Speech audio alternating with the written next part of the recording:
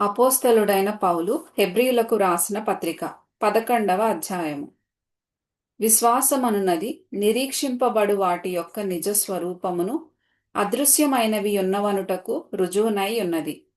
దానిని బట్టియే పెద్దలు సాక్ష్యము పొందిరి. ప్రపంచములు దేవుని వాక్యము వలన నిర్మాణమైనవనియు, అందును బట్టి దృశ్యమైనది కనబడెడు పదార్థములచే నిర్మింపబడలేదనియు విశ్వాసము చేత గ్రహించుకొనుచున్నాము.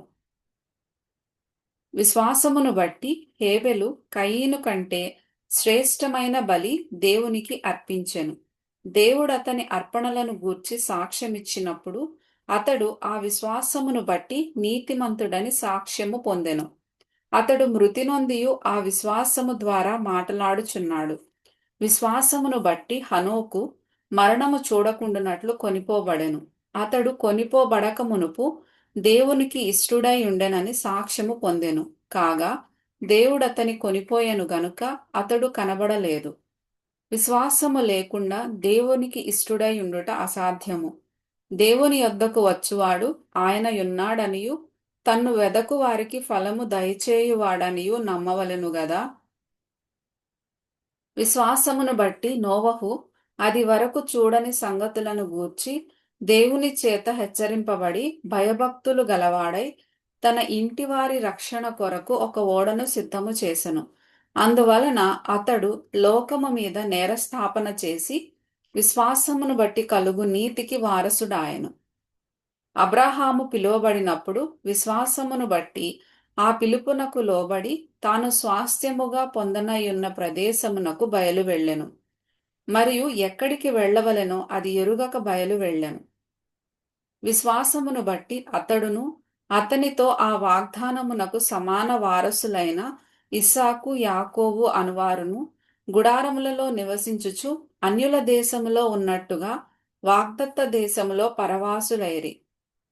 ఏలయనగా దేవుడు దేనికి శిల్పియు నిర్మాణకుడునై ఉన్నాడో పునాదులు గల ఆ పట్టణము కొరకు అబ్రాహాము ఎదురు చూచుచుండెను. విశ్వాసమును బట్టి శారాయు వాగ్దానము చేసినవాడు నమ్మదగిన వాడని ఎంచుకొనెను గనుక తాను వయస్సు గతించినదైనను గర్భము ధరించుటకు శక్తి పొందెను. అందుచేత మృతతుల్యుడైన ఆ ఒకని నుండి సంఖ్యకు ఆకాశ నక్షత్రముల వలెను సముద్ర తీరమందలి లెక్కింప శక్యము కాని ఇసుక వలెను సంతానము కలిగెను. వీరందరూ ఆ వాగ్దానముల ఫలము అనుభవింపకపోయినను దూరము నుండి చూచి వందనము చేసి తాము భూమి మీద పరదేశులమును యాత్రికులమునై ఉన్నామని ఒప్పుకొని విశ్వాసము గలవారై మృతి నొందిరి. ఈలాగు చెప్పువారు తమ స్వదేశమును వెతుకుచున్నామని విశదపరచుచున్నారు కారా.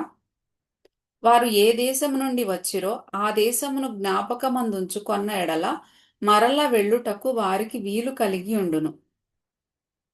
అయితే వారు మరి శ్రేష్టమైన దేశమును అనగా పరలోక సంబంధమైన దేశమును కోరుచున్నారు. అందుచేత తాను వారి దేవుడనని అనిపించుకొనుటకు దేవుడు వారిని గూర్చి సిగ్గుపడడు. ఏలయనగా ఆయన వారి కొరకు ఒక పట్టణము సిద్ధపరచి ఉన్నాడు. అబ్రాహాము శోధింపబడి విశ్వాసమును బట్టి ఇస్సాకును బలిగా అర్పించెను.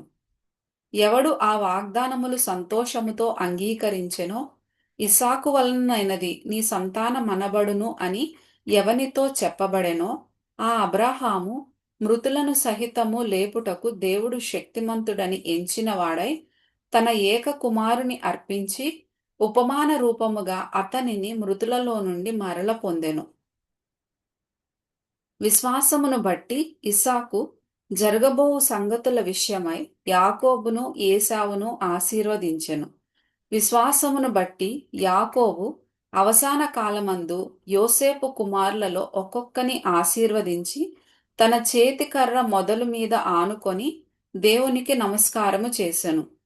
యోసేపు తనకు అవసాన కాలము సమీపించినప్పుడు విశ్వాసమును బట్టి ఇశ్రాయేలు కుమారుల నిర్గమనమును గూర్చి ప్రశంసించి తన శల్యములను గూర్చి వారికి ఆజ్ఞాపించెను. మోషే పుట్టినప్పుడు అతని తల్లిదండ్రులు ఆ శిశువు సుందరుడై ఉండుట చూచి విశ్వాసమును బట్టి రాజాజ్ఞకు భయపడక 3 మాసములు అతని దాచిపెట్టిరి. మోషే పెద్దవాడైనప్పుడు విశ్వాసమును బట్టి ఐగుప్తు ధనము కంటే క్రీస్తు విషయమైన నింద గొప్ప భాగ్యమని ఎంచుకొని అల్పకాలము పాపభోగము అనుభవించుట కంటే దేవుని ప్రజలతో శ్రమ అనుభవించుట మేలని యోచించి ఫరో కుమార్తె యొక్క కుమారుడని అనిపించుకొనుటకు ఒప్పుకొనలేదు. ఏలయనగా అతడు ప్రతిఫలముగా కలుగబోవు బహుమానమందు దృష్టియుంచెను. విశ్వాసమును బట్టి అతడు అదృశ్యుడైన వానిని చూచుచున్నట్టు స్థిరబుద్ధి గలవాడై రాజాగ్రహమునకు భయపడక ఐగుప్తును విడిచిపోయెను. తొలిచూలు పిల్లలను నాశనము చేయువాడు ఇశ్రాయేలీయులను ముట్టకుండు నిమిత్తము అతడు విశ్వాసమును బట్టి పస్కాను రక్త ప్రోక్షణ ఆచారమును ఆచరించెను. విశ్వాసమును బట్టి వారు పొడినేల మీద నడిచినట్లు ఎర్ర సముద్రములో బడి నడిచిపోయిరి. ఐగుప్తీయులు అలాగు చేయజూచి మునిగిపోయిరి. విశ్వాసమును బట్టి 7 దినముల వరకు ప్రదక్షిణము చేయబడిన తరువాత ఎరికో గోడలు కూలెను. విశ్వాసమును బట్టి రాహాబను వేశ్య వేగుల వారిని సమాధానముగా చేర్చుకొనినందున అవిధేయులతో పాటు నశింపకపోయెను. ఇకను ఏమి చెప్పుదును?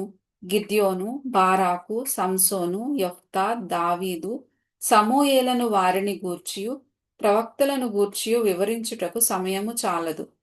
వారు విశ్వాసము ద్వారా రాజ్యములను జయించిరి, నీతి కార్యములను జరిగించిరి, వాగ్దానములను పొందిరి, సింహముల నోళ్లను మూసిరి, అగ్ని బలమును చల్లార్చిరి, ఖడ్గధారను తప్పించుకొనిరి, బలహీనులుగా ఉండి బలపరచబడిరి, యుద్ధములో పరాక్రమశాలులైరి, అన్యుల సేనలను పారదోలిరి.